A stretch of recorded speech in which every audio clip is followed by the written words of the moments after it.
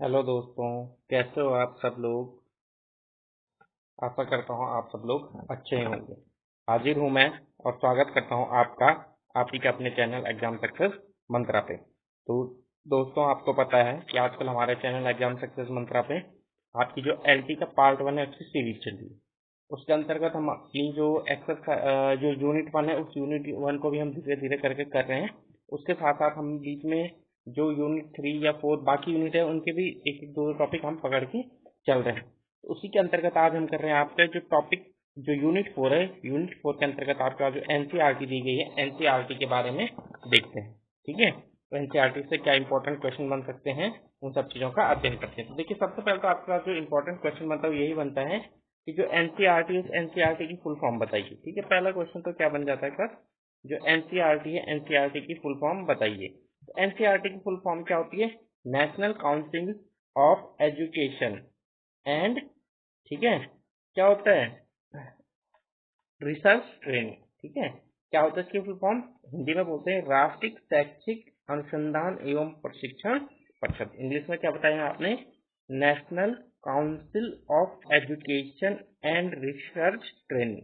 ठीक है, ये होता है इसका नाम इंग्लिश में। तो आपको याद रखना सबसे पहले एनसीईआरटी की पूरा फुल फॉर्म क्या है। तो एनसीईआरटी की फुल फॉर्म क्या हो गया आपके पास?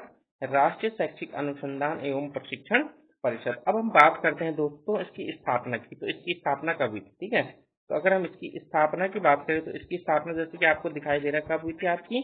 ठीक है, ये गलत है। 1 सितंबर 1961 को हुई थी। कब हुई थी इसकी स्थापना? 1 सितंबर 1961 को हुई थी। तो ये भी आपका काफी इंपॉर्टेंट क्वेश्चन बन जाता है और कई एग्जामों में सीधे सीधे आपसे पूछा गया है कि एनसीईआरटी की स्थापना जो आप एजुकेशन रिलेटेड वो है आपके एग्जाम, या साथ ही साथ जो जनरल एग्जाम भी आते हैं तो वहां भी आपसे कई बार पूछा गया है कि एनसीईआरटी की स्थापना कब हुई थी। तो एनसीईआरटी की स्थापना कब हुई थी आपकी? 1 सितंबर 1961 को हुई थी। ठीक है, ये आपको ध्यान रखना है। अब क्या हुई थी इसकी स्थापना? इसकी स्थापना बेसिक शिक्षा संस्थान, माध्यमिक शिक्षा प्रसार निदेशालय, शैक्षिक एवं व्यावसायिक निर्देशन ब्यूरो, राष्ट्रीय श्रव्य दृश्य साधन संस्थान एवं पुस्तक ब्यूरो को मिलाकर उनके स्थान पर की गई थी।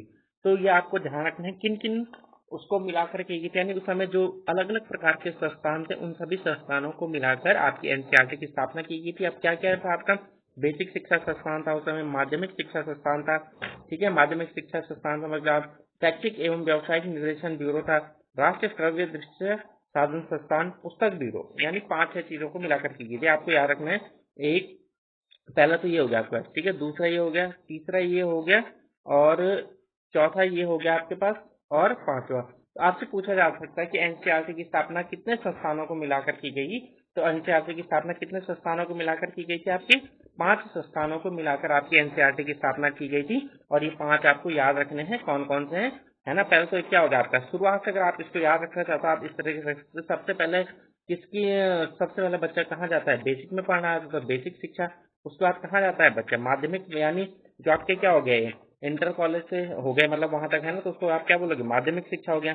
उसके बाद क्या आता है? उसके बाद जब बच्चा क्लास में जाता है, उच्च क्लास में आता है, तो कहाँ जाता है? कॉलेज में जाता है, कोई व्यवसायिक कोर्स करता है, तो शैक्षिक एवं व्यावसायिक निर्देशन ब्यूरो हो गया। ठीक है, और जो उस समय हमारे पास क्या थे, जो मतलब आप हैंडीकैप समझ लिए है ना, हैंडीकैप लोगों के लिए कौन सा संस्थान था? दृश्य श्रव्य साधन संस्थान।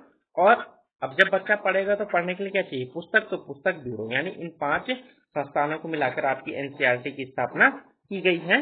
तो ये आप इस तरीके से आप याद रख सकते हो, मतलब एक क्रम से दूसरे क्रम की तरफ, पहले बेसिक शिक्षा, फिर माध्यमिक शिक्षा, फिर व्यावसायिक शिक्षा निर्देशन, फिर क्या आएगा आपका? दृश्य एवं श्रव्य संसाधन द्वारा, है ना, श्रव्य दृश्य संसाधन। अच्छा देखिए, यहाँ पे क्या है?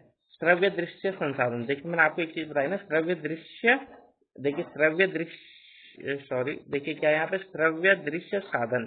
अब देखिए, मैंने आपको पीएच गलती से बोल दिया। देखो, श्रव्य दृश्य साधन का मतलब क्या होता है? जो आपके ऑडियो विजुअल ऐड होते हैं, है ना। आपने बीएड कर रखा होगा तो आपको पता है ऑडियो विजुअल जो होते हैं, है ना, इन ऑडियो विजुअल जो एड्स होते हैं इनके माध्यम से हम बच्चों को पढ़ाते हैं। तो यानी जो दृश्य और श्रव्य साधन है ना, यानी बच्चों को किस तरीके से दिखाकर और किस तरीके से सुनाकर पढ़ाया जाए, क्योंकि जब पढ़ाएंगे तो पढ़ाने के लिए कुछ ना कुछ माध्यम होगा, तो कुछ ना कुछ ऑब्जेक्ट्स होंगे हमारे पास।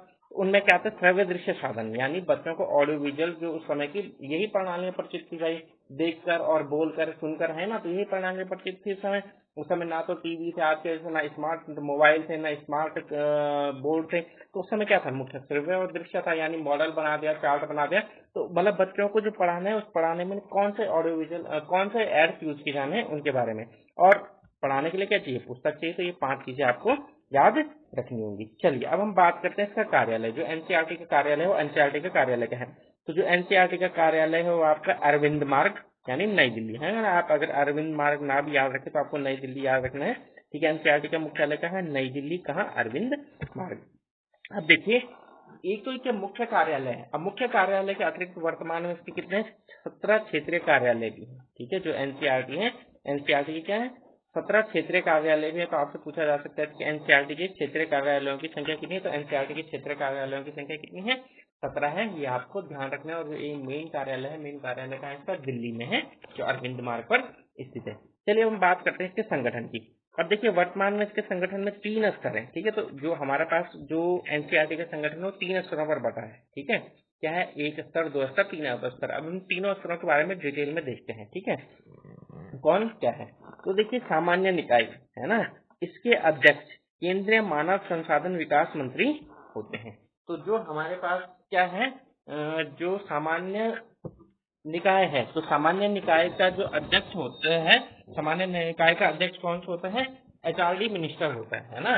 पहले जिसे हम क्या बोलते हैं, एजुकेशन मिनिस्टर बोलते थे। अब एजुकेशन मिनिस्टर को किसके अंतर्गत डाल दिया, आपका एचआरडी मिनिस्टर के अंतर्गत डाल दिया गया है। तो ये चीज आपको याद रखनी है। एचआरडी मिनिस्टर क्या होता है, इसका अध्यक्ष होता है। अब देखिए, इसके अन्य सदस्य कौन कौन से होते हैं, ठीक है। तो अन्य सदस्य कौन कौन से होते हैं, तो अन्य सदस्य होते हैं सभी राज्यों के शिक्षा मंत्री, यानी जितने भी आपके राज्य हैं, ठीक है, उन राज्यों के जो शिक्षा मंत्री होते हैं वो क्या होते हैं, इसके सदस्य होते हैं, ठीक है। तो ये आपको ध्यान रखना है दोस्तों। तो ठीक है दोस्तों, तो क्या बताया मैंने आपको, अन्य सदस्य में कौन आते हैं, अन्य जितने भी राज्य हैं सभी राज्यों के जो शिक्षा मंत्री होते हैं वो इसके सदस्य होते हैं, ठीक है। तो जो अध्यक्ष है, अध्यक्ष कौन होता है हमारे पास, जो मानव संसाधन विकास मंत्री होते हैं। देखिए, पहले जो हमारे पास होता था ना, जो एजुकेशन आती थी एचआरडी मिनिस्ट्री के अंतर्गत आती थी। क्यों आती थी, क्योंकि भाई एजुकेशन भी क्या है, एक संसाधन है ना, जिसके द्वारा क्या होता है, मानव का विकास किया जाता है। तो इसीलिए जो एजुकेशन थी वो एचआरडी मिनिस्ट्री के अंतर्गत आती थी। अब इसको एजुकेशन मिनिस्ट्री बोलते हैं। और वर्तमान में जो हमारे एजुकेशन मिनिस्टर है ना, जो 2024 में नई नई कैबिनेट बनी है अभी, उसके बाद जो हमारे जो क्या है नए एजुकेशन मिनिस्टर है, कौन है, धर्मेंद्र प्रधान जी। कौन है, धर्मेंद्र प्रधान जी। तो यानी वर्तमान में इसके अध्यक्ष कौन होंगे, जो हमारे एजुकेशन मिनिस्टर है। और एजुकेशन मिनिस्टर कौन बने हमारे, अभी परसों ही धर्मेंद्र प्रधान जी बने थे, 9 जून को, है ना, जब शपथ ग्रहण हुआ था। और उसके अगले दिन क्या किया था मोदी जी ने, 10 जून को क्या किया था, 10 जून को जो हमारे प्राइम मिनिस्टर जी हैं उन्होंने क्या किया था, कैबिनेट का बंटवारा किया था। उस कैबिनेट बंटवारे में उन्होंने जो धर्मेंद्र प्रधान जी उनको क्या बनाया था, शिक्षा मंत्री बनाया था, ठीक है। तो इसीलिए जो इसके अध्यक्ष, अगर आपसे पूछा जाता है कि वर्तमान समय में एनसीईआरटी के अध्यक्ष कौन है, तो कौन होंगे वर्तमान समय में एनसीईआरटी के अध्यक्ष, श्री धर्मेंद्र प्रधान जी क्या होंगे, इसके एनसीईआरटी के अध्यक्ष होंगे। चलिए अब आगे चलते हैं हम, आगे क्या है।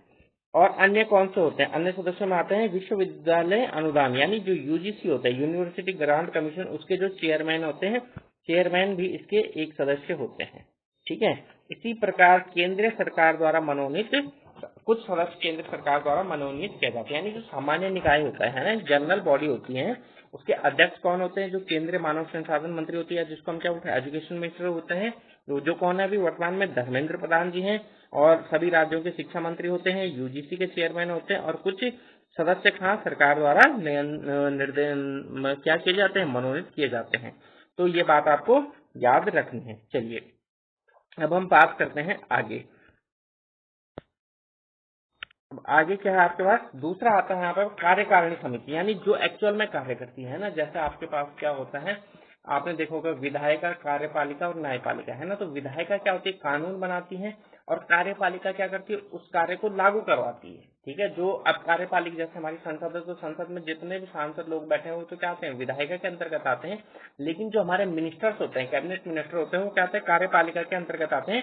तो उसी तरीके से जो हमारी एनसीईआरटी होती है उसकी एक कार्यकारिणी समिति होती है, यानी जो एक्चुअल में काम करवाती है। तो इसमें कौन कौन होते हैं, मानव संसाधन विकास मंत्री, है ना, कौन होते हैं, मानव संसाधन विकास मंत्री। ठीक है, जो क्या होते हैं, कार्यकारिणी समिति के अध्यक्ष होते हैं, यानी आप जिससे समझ लो एजुकेशन मिनिस्टर समझ लो। ठीक है, उपाध्यक्ष कौन होते हैं, केंद्रीय शिक्षा राज्य मंत्री। अब देखिए जो हमारे पास, ठीक है, यहाँ पर जो मानव संसाधन विकास मंत्री लिखा हुआ ना, वो आप उसको हम क्या बोलते हैं, उसको बोलते हैं एजुकेशन मिनिस्टर, यानी जो शिक्षा मंत्री होते हैं हमारे, वो क्या होते हैं, कार्यकारिणी समिति के अध्यक्ष होते हैं। अब केंद्रीय शिक्षा राज्य मंत्री, अब देखिए जो हमारे पास कैबिनेट मंत्री होते हैं, कैबिनेट मंत्रियों की भी 3 श्रेणी होती है ना, कौन कौन सी होती है, एक तो होते हैं हमारे पास क्या बोलते हैं, जिनको मंत्री मतलब जो सॉरी कैबिनेट मंत्री, जो हमारे मंत्री होती है, मंत्रियों की भी 3 श्रेणी होती है हमारे पास, है ना, जो मंत्री होते हैं मंत्रियों की भी 3 श्रेणी होती है। पहली श्रेणी आती है कैबिनेट मंत्री, है ना, क्या आता है, कैबिनेट मंत्री, यानी जिनके पास किसी चीज का प्रभार होता है। दूसरा आता है राज्य मंत्री। ठीक है, क्या आता है, राज्य मंत्री, यानी जो क्या होते हैं हमारे पास इन मंत्रियों को सहायता करने के लिए होते हैं, जो कैबिनेट मिनिस्टर की फायदा करने के लिए होते हैं, उनको हम क्या बोलते हैं, राज्य मंत्री। ठीक है, तो मतलब जो राज्य मंत्री होते हैं, जिस भी विभाग से जुड़े होते हैं, वे अपना स्वतंत्र कार्य नहीं कर पाते, बल्कि जो कैबिनेट मिनिस्टर उस प्रभाग से जुड़ा होता है उसकी सहायता के लिए रखे होते हैं। तो यानी जो यहाँ पर, और एक तीसरा क्या था हमारे पास, राज्य मंत्री स्वतंत्र प्रभार, यानी इनके पास कोई छोटे मोटे काम दिए जाते हैं जो इनको अपने हिसाब से करना होता है। इस प्रकार जो मंत्रियों की श्रेणी होती है 3 प्रकार की होती है, कैबिनेट मंत्री होती है, राज्य मंत्री होते हैं और स्वतंत्र प्रभार होते हैं। ठीक है, तो ये आपको याद रखना है। यानी जो हमारे पास यहाँ पर क्या होता है, जो हमारे पास इसके उपाध्यक्ष होते हैं, किसके कार्यकारिणी के जो उपाध्यक्ष होते हैं वो कौन होते हैं, वो राज्य मंत्री होते हैं। कौन से, केंद्रीय शिक्षा राज्य मंत्री, यानी जो केंद्र में, ठीक है, जो एजुकेशन मिनिस्टर की हेल्प करने के लिए होते हैं, वो क्या होते हैं, उसके उपाध्यक्ष होते हैं। अन्य सदस्यों की बात करें तो अन्य सदस्यों में फिर वही आ जाते हैं, केंद्रीय शिक्षा सचिव आ गया, है ना, केंद्रीय शिक्षा सचिव, यानी जो शिक्षा के मामलों को देखने वाला सबसे बड़ा देश का क्या होता है, आईएएस होता है, यानी सिविल सर्विस सर्वेंट होता है, उसको हम क्या बोलते हैं, केंद्रीय शिक्षा सचिव बोलते हैं। ठीक है, और यूजीसी के चेयरमैन, एनसीईआरटी के निदेशक। तो ये सारे के सारे किस में आ जाते हैं, आपके अन्य सदस्यों में आ जाते हैं। और मनोनीत सदस्य कौन होते हैं, 4 शिक्षक प्रतिनिधि और 2 शिक्षाविद। किसमें होते हैं ये, कार्यकारिणी परिषद में। पहले तो हमने सामान्य परिषद करते थे, सामान्य परिषद के अध्यक्ष कौन हो गए, जो हमारे केंद्रीय शिक्षा मंत्री होते हैं। उसके बाद कौन होते थे, दूसरे जो राज्यों के शिक्षा मंत्री होते थे, विश्वविद्यालय के चेयरमैन और अन्य सदस्य जो सरकार द्वारा मनोनीत किए जाते थे। इसी प्रकार जो कार्यकारिणी समिति होती है उसके अध्यक्ष कौन होते हैं, मानव संसाधन, यानी जिसका आपको बोला एजुकेशन मिनिस्टर। उपाध्यक्ष कौन होते हैं, जो शिक्षा राज्य मंत्री होते हैं। अन्य सदस्य में मैंने बता दिया, केंद्रीय सचिव होते हैं, शिक्षा सचिव, है ना, यूजीसी के चेयरमैन, एनसीईआरटी के निदेशक। और मनोनीत सदस्यों में कौन होते हैं, 4 शिक्षक प्रतिनिधि और 2 शिक्षाविद। भाई क्योंकि उनसे ही पूछ के तो काम करवाना है कि शिक्षा में क्या क्या चल रहा है, कैसे कैसे करना है। अब जो तीसरी परिषद आती है, ठीक है, तीसरी परिषद, ठीक है, तीसरी परिषद में क्या होता है, इसके सर्वोच्च अधिकारी को निदेशक कहते हैं।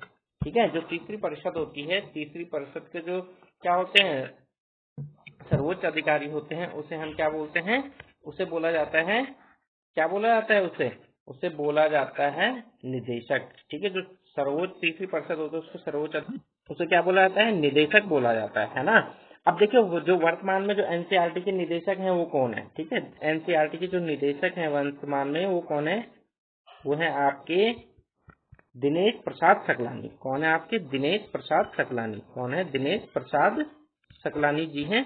और ये कब से हैं आपके, ये 2022 से आपके क्या है, निदेशक है। तो आपसे पूछा जाता है अगर एनसीईआरटी के निदेशक कौन है या चेयरमैन कौन है, तो वो कौन है आपके एनसीईआरटी के जो चेयरमैन है वर्तमान समय में, एनसीईआरटी के चेयरमैन है दिनेश प्रसाद सकलानी। तो ये आपको ध्यान रखना है कि एनसीईआरटी के जो चेयरमैन है वो कौन है वर्तमान समय में, दिनेश प्रसाद सकलानी जी हैं। अब देखिए इनकी नियुक्ति कैसे होती है, इनकी नियुक्ति केंद्र सरकार द्वारा की जाती है। इनका कार्यकाल 5 वर्ष का होता है। तो जैसे कि मैंने अभी आपको बताया, जो वर्तमान में हमारे चेयरमैन हैं किसके, एनसीईआरटी के, वो कौन है, जो तीसरी परिषद होते हैं उसके सर्वोच्च अधिकारी कौन होता है, निदेशक होता है। और निदेशक की नियुक्ति किसके द्वारा की जाती है, सरकार के द्वारा की जाती है। और कब के लिए की जाती है, 5 वर्ष के लिए की जाती है। और जो वर्तमान में हमारे निदेशक है कौन है, बताया मैंने आपको, डॉक्टर दिनेश प्रसाद सकलानी जी हैं, जो 2022 में नियुक्ति हुई थे। यानी इनका कार्यकाल कब तक होगा आपका, 27 तक होगा। अब देखते हैं हम एनसीईआरटी के उद्देश्य, यानी इतनी बड़ी संस्था बनाई है जिसमें सामान्य परिषद, कार्यकारिणी परिषद, तीसरी परिषद जिसके जो सर्वोच्च अधिकारी होते हैं निदेशक, तो इसका कार्य क्या है? इतनी लंबी चौड़ी संस्था बनाई है तो इस संस्था का कार्य क्या है, उस कार्य को समझने की कोशिश करते हैं। देखिए इसका मुख्य कार्य स्कूली शिक्षा एवं शिक्षा के प्रसार एवं उनमें गुणात्मक सुधार करना है। अब देखिए इसका जो सबसे मुख्य कार्य है वो जो क्या बताया मैंने आपको, इसका सबसे जो मुख्य कार्य है वो है कि जो स्कूल में जितनी भी शिक्षा दी जा रही है बेसिक से लेकर हाई स्कूल तक, है ना, तो उसमें किस प्रकार से सुधार किया जाए। एक तो उसको देखते रहना है कि किस प्रकार से नए नए सिलेबस में किस प्रकार से सुधार किया जाए, कौन कौन सी विधियां पढ़ाई जाए, और साथ ही साथ भाई उनको पढ़ा कौन रहा है, बच्चों को शिक्षक पढ़ा है, तो शिक्षक की गुणवत्ता में भी किस तरीके से सुधार किया जाए, ये सारे के सारे कार्य कौन देखता है, ये सारे के सारे कार्य देखता है एनसीईआरटी। चलिए अब देखते हैं आगे। स्कूली शिक्षा के विभिन्न स्तरों का स्वरूप एवं उनके स्तर मान को निर्धारित करना, यानी विभिन्न स्वरूप, यानी प्राइमरी, है ना, प्राइमरी के बाद क्या आता है, जूनियर, फिर इंटर, यानी ये स्तर निर्धारित करना। जैसे पहले क्या चलता था आपका, ठीक है, 5+3+ ऐसा चलता था, है ना। अब क्या चलता है आपका 10+2 चलता है। अब आपने इसी तरीके से, यानी जो स्कूली शिक्षा है उसका स्वरूप कैसा हो, यानी है ना, जो आप पढ़ रहे होंगे, जो नई एनईपी आ रही है उसमें क्या चल रहा है आपका, ठीक है, 8+3 इस प्रकार का कुछ चल रहा है। नहीं, जो स्वरूप है वर्तमान में जो स्वरूप चल रहा है 10+2+3 ऐसा चल रहा है, तो वो सब देखना है, यानी किस प्रकार से शिक्षा को आगे बढ़ाया जाए। ठीक है, तो पहला कार्य ही हो गया। दूसरा कार्य क्या आता है, दूसरा जो कार्य है इनका स्कूली शिक्षा के विभिन्न स्तरों के लिए पाठ्य पुस्तकों का निर्माण करना है ना। ये तो आप सबको पता होगा, जब आप सब पुस्तक पढ़ते हो तो किसी भी चीज की तैयारी करते हो तो आप क्या करते हो, पहले एनसीईआरटी को प्रेफरेंस देते हो। आप बोलते हो भाई हाँ जो चीज एनसीईआरटी में होगी वही चीज आएगी। तो यानी ये क्या करते हैं, स्कूली शिक्षा के लिए पाठ्यक्रम का भी निर्माण करते हैं। अगला, स्कूली शिक्षा के विभिन्न स्तरों के लिए शिक्षण विधियों का विकास। अब ये क्या करते हैं, शिक्षण विधियों का विकास भी करते हैं। तो पहला काम क्या होगा इनका, ठीक है, स्कूल के स्तरों का निर्धारण करना। दूसरा क्या हो गया, पुस्तकों का निर्माण करना, शिक्षण विधियों का निर्माण करना। स्कूलों में विज्ञान की शिक्षा हेतु विज्ञान किट तैयार करना, ये भी किसका कार्य है आपका, एनसीईआरटी का कार्य है। मूल्यांकन की वस्तुनिष्ठ तकनीक का विकास करना। वस्तुनिष्ठ का क्या हो गया, जो मतलब सही हो, हर किसी भी परिस्थितियों में जो सही हो, ये ना हो कि एक परिस्थिति में वो सही है दूसरी परिस्थिति में गलत। ऐसी जो विधियां होती है उनको हम क्या बोला जाता है, वस्तुनिष्ठ विधि बोला जाता है। अगला आता है स्कूली शिक्षा और शिक्षक शिक्षा से संबंधित सूचनाएं एवं आंकड़े एकत्रित करना और उन्हें प्रकाशित करना। यानी स्कूली शिक्षा से संबंधित जितने भी आंकड़े होते हैं और अध्यापक शिक्षा से संबंधित जितने भी आंकड़े होते हैं उनको जमा करते हैं और उनको छापते हैं ताकि उनसे कुछ सीखने को मिले। ठीक है, अगली चीज आती है प्रतिभा खोज एवं जवाहर नवोदय विद्यालय प्रवेश परीक्षा का संपादन करना, है ना। जो प्रतिभा खोज परीक्षा हुई था, अब राज्य अपने स्तर पर भी करवाने लगे हैं, लेकिन जो पहले सेंट्रल लेवल पर होता था और जो नवोदय विद्यालय की प्रवेश परीक्षा होती है वो किसके द्वारा करवाई जाती है, आपकी एनसीईआरटी के द्वारा करवाई जाती है। तो ये चीजें भी आपको ध्यान रखनी है। उसके बाद हम देखते हैं अगली चीज और क्या क्या करती है एनसीईआरटी हमारे लिए। राष्ट्रीय पर्यावरण शिक्षा और राष्ट्रीय जनसंख्या शिक्षा कार्यक्रम में तकनीक का सहयोग, है ना। पर्यावरण शिक्षा और जनसंख्या नियंत्रण कितना जरूरी है, तो उसमें भी उसके लिए तकनीकी सहयोग भी कौन करता है, आपका एनसीईआरटी ही ये कार्य करती है। अब देखिए जो राष्ट्रीय शैक्षिक अनुसंधान एवं प्रशिक्षण परिषद के विभाग, यानी कौन कौन से विभाग हैं, इसके कितने भागों में बटा है ना। जैसे हमारे पास सचिवालय हो तो सचिवालय में अलग अलग विभाग होते हैं भाई, है ना। अकाउंट सेक्शन होता है, संपत्ति विभाग होता है, कार्मिक विभाग होता है। तो इसी प्रकार जो एनसीईआरटी है वो एनसीईआरटी भी आपका क्या है, अलग अलग विभागों में बटा हुआ है। अब कौन कौन से विभाग हैं तो उनके अंतर्गत हम देखते हैं। तो सबसे पहला आता है पूर्व विद्यालय एवं प्रारंभिक शिक्षा विभाग, है ना। पूर्व विद्यालय आपको प्री स्कूल, मतलब बच्चा स्कूल जाना कहाँ से स्टार्ट होता है, फर्स्ट से होता है, लेकिन उससे पहले जो उसकी स्कूलिंग होती है जिसको हम क्या बोलते हैं, प्री स्कूलिंग, है ना। जिसको आप क्या बोलते हैं, आंगनबाड़ी भी बोल देते हो सामान्य भाषा में, या प्राइम, या क्या बोलते हैं एलकेजी यूकेजी, है ना। तो एक तो वो विभाग हो गया, यानी जो बच्चे को स्कूल आने से पहले तैयार करता है ना। और प्रारंभिक शिक्षा विभाग यानी जब वो फर्स्ट से लेके 5th तक में एडमिशन लेगा, एक विभाग तो हो गया। दूसरा क्या होगा, निरौपचारिक शिक्षा एवं SC/ST शिक्षा विभाग। निरौपचारिक शिक्षा यानी औपचारिक शिक्षा तो मतलब जो स्कूल में जाके हम जो शिक्षा ग्रहण करते हैं उसको बोलते हैं औपचारिक शिक्षा। निरौपचारिक शिक्षा यानी जो स्कूल के बिना, यानी जिसका आप क्या बोलते हैं आजकल डिस्टेंस एजुकेशन, है ना, या ओपन बोर्ड समझ लो, उसको आप क्या बोलते हैं, निरौपचारिक शिक्षा। ठीक है, महिला अध्ययन, ठीक है, महिला अध्ययन विभाग, महिलाओं के अध्ययन में किस प्रकार है, उनको साक्षर किस प्रकार से बनाया जाए, एक उप विभाग वो हो गया आपका। ठीक है, अगला विभाग आता है सामाजिक एवं मानविकी शिक्षा विभाग। ठीक है, सामाजिक एवं मानविकी शिक्षा विभाग। अगला आता है विज्ञान एवं गणित शिक्षा विभाग। ठीक है, नवोदय विद्यालय प्रकोष्ठ। अगला है शिक्षक शिक्षा एवं विशेष शिक्षा विभाग। ये सारे विभाग आपको ध्यान रखने हैं, ठीक है, इतना पूछा नहीं जाता पर आप ध्यान रख सकते हैं। क्या पता कई बार एग्जाम टफ पेपर बनाए तो पूछ ले कि निम्न में से कौन सा एनसीईआरटी का विभाग है या निम्न में से कौन सा एनसीईआरटी का विभाग नहीं है, तो ये आपको ध्यान रखना है। मापन मूल्यांकन सर्वेक्षण विभाग हो गया, ठीक है, मतलब अगर रिजल्ट बना रहे हो तो बच्चों ने पेपर दिया, उस पेपर में किस प्रकार से मार्किंग होगी, किस प्रकार से मूल्यांकन होगा, ये सब विभाग हो गए। शैक्षिक अनुसंधान एवं नवाचार समिति। भाई शिक्षा में नवाचार बहुत जरूरी है, जब नवाचार होता रहेगा तभी अध्यापक भी नई नई चीजें सीखेंगे और छात्रों को भी नई नई चीजें सिखा पाएंगे। प्रकाशन विभाग है ना, यानी जो कुछ भी वो शोध करेगा उस शोध को छापने वाला विभाग। एक अंतर्राष्ट्रीय संबंध एकक विभाग।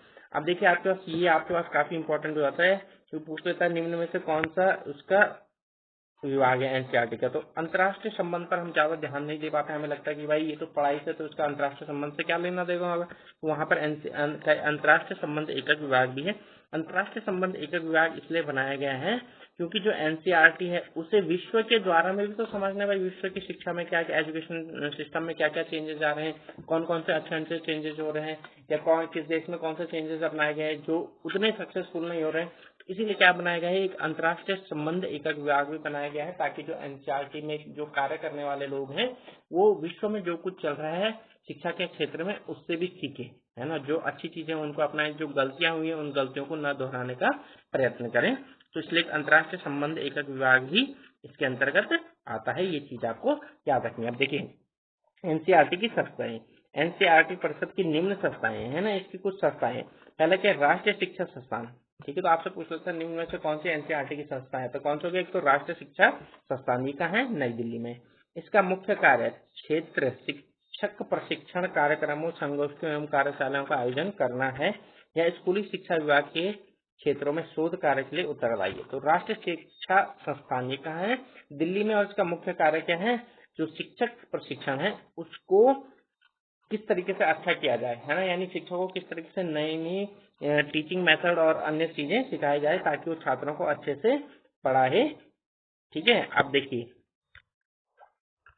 कोठारी आयोग 1964-86 की सिफारिश के आधार पर इसे दिल्ली विश्वविद्यालय से संबद्ध कर दिया गया, यानी जो हमारे पास क्या था, शिक्षा राष्ट्रीय शिक्षा संस्थान था, है ना, ये था तो पहले से, लेकिन जो कोठारी आयोग था, कोठारी आयोग की सिफारिश पर इसे कहां से संबंध कर दिया गया, दिल्ली विश्वविद्यालय से संबंध कर दिया गया। तो ये भी आपसे पूछा जा सकता है, जो राष्ट्रीय शिक्षा संस्थान है उसे किसकी सिफारिश पर दिल्ली विश्वविद्यालय से संबंध कर दिया गया, तो कोठारी आयोग, और कोठारी आयोग कब बना, 1964 से 66 के बीच में बना। अगला आता है क्षेत्रीय शैक्षिक संस्थान, ठीक है, क्या है, क्षेत्रीय शैक्षिक संस्थान, थोड़ा ही गलत हो गया था, लेकिन ये क्या है, क्षेत्रीय शैक्षिक संस्थान है, ठीक है, मैं आपके लिए लिख देता हूँ ताकि आपके अंदर कोई कंफ्यूजन ना हो, ठीक है, क्या है, क्षेत्रीय शैक्षिक संस्थान, यानी जो अलग अलग क्षेत्रों में होगा ना, एक तो सेंट्रल हो गया, वो तो कहाँ है आपका, दिल्ली में है, ठीक है। अब देखिए प्रारंभ में इसने 4 क्षेत्रीय शिक्षा महाविद्यालयों की स्थापना की, अब इन्हें क्षेत्रीय शिक्षा संस्थान कहा जाता है ना। आपको पता है भाई भारत इतना बड़ा है, जैसे आरबीआई है, आरबीआई का मुख्यालय कहाँ है आपका, मुंबई में है, लेकिन उसके अतिरिक्त आरबीआई की क्या कुछ क्षेत्रीय ब्रांचेस भी हैं, है ना, क्योंकि अब आरबीआई मुंबई में होगा तो इतना सारा काम तो वो मुंबई से संभाल नहीं पाएगा, उसने अपनी छोटी छोटी ब्रांचेस भी खोल दी है अलग अलग राज्यों में, है ना। अब वो ब्रांचें उस राज्यों में काम करती है और वहां से किसको रिपोर्ट करती हैं, मुंबई हेडक्वार्टर को रिपोर्ट करती है। तो उसी तरीके से जो शैक्षिक अनुसंधान है वो भाई दिल्ली में रहकर तो पूरे भारत में नजर नहीं रख सकता है, अपना कार्य नहीं कर सकता, इसलिए उसने क्या कर दिया, भारत को 4 रीजन में बांटकर उन 4 रीजनों में क्या कर दिए, अपने ऑफिस खोल दिए, है ना। वर्तमान में तो उसने 4 खोले, लेकिन वर्तमान में इनकी संख्या कितनी है, 5 है, एक, ठीक है। अभी कहाँ कहाँ है, ये कहाँ, एक अजमेर में हो गया, ठीक है, अजमेर कहाँ आपका, राजस्थान में। यानी अगर मैं आपको बताऊं, अगर आप इसे भारत का मैप मान लीजिए, ठीक है, जैसे ये भारत का मैप हो गया, ठीक है, तो एक कहाँ आपके पास, अजमेर यानी राजस्थान में, इसको आप क्या बोल सकते हो, पश्चिमी क्षेत्रीय शैक्षिक संस्थान भी बोल सकते हैं क्योंकि पश्चिम में है, ठीक है। दूसरा क्या आ गया आपका, भोपाल में, तो भोपाल क्या हो गया आपका, मध्य हो जाएगा। तीसरा क्या आ गया आपका, उड़ीसा में, है ना, उड़ीसा यानी कहाँ आपका, उड़ीसा भुवनेश्वर, ठीक है, भुवनेश्वर, भुवनेश्वर कहाँ आता है आपका, उड़ीसा में आता है, यानी आप इसको क्या मान सकते हो, ठीक है, जो मतलब भारत का क्या हो गया, पूर्वी भाग समझ लीजिए, किस्म से पूरा पूर्वी नहीं है पर पूर्वी भाग ही, ठीक है। अगला क्या था, मैसूर, मैसूर कहाँ आपका, यानी तमिलनाडु इधर, ठीक है, ये क्या हो गया आपका, दक्षिणी हो गया। एक कहाँ हो उसका, शिलोंग में है, ठीक है, मेघालय या शिलोंग में, इसको आप पूर्व बोल सकते हो। और एक उत्तर भारत के लिए तो कहाँ है ये आपका, नई दिल्ली में है ही। तो इस तरीके से जो वर्तमान में इसके कितने मुख्य क्षेत्रीय मुख्यालय हैं, 5 है। पहला है अजमेर में, अगर आप एक तरफ से चलिए तो अजमेर हो गया, भोपाल हो गया, ठीक है, फिर भुवनेश्वर हो गया, फिर शिलोंग हो गया, फिर कहाँ हो गया आपका मैसूर हो गया, ठीक है, मैसूर क्या है, कर्नाटक को बोला जाता था, है ना, तो ये यहाँ पर हो गया आपका, ठीक है। वर्तमान में मैसूर का नाम क्या है आपका, कर्नाटक है, ठीक है, ये हो गया आपका। और क्या है आपका, और नई दिल्ली में तो आपका है ही ये, ठीक है। तो ये हो गए इसके क्या, 5 क्षेत्रीय कार्यालय हो गए इसके। अब हम बात करते हैं उसके बाद आगे, ठीक है। सन 1995 से इन पर प्रारंभिक शिक्षा के सार्वभौमिकरण और +2 पर व्यावसायीकरण का उत्तरदायित्व भी सौंपा गया है, ठीक है।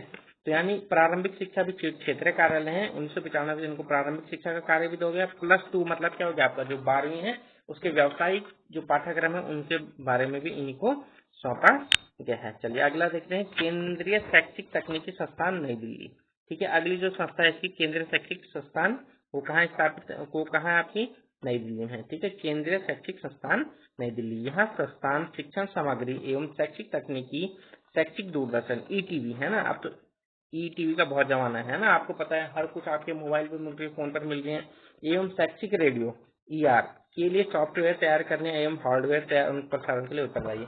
तो जो केंद्रीय शैक्षिक तकनीकी अनुसंधान है वो क्या करता था, लाइव स्ट्रीमिंग, है ना, लाइव स्ट्रीमिंग के जरिए बच्चों को पढ़ाता था। जैसा आपको पता है भाई, आपके जो टीवी चैनल आते हैं, अगर आप डिश टीवी देखते हो तो उसमें बहुत सारे ऐसे चैनल आते हैं जो आपके शिक्षा से संबंधित है, वहाँ पे आपकी क्लासेस चलती रहती है, 10th क्लास से 12th की क्लासेस, है ना।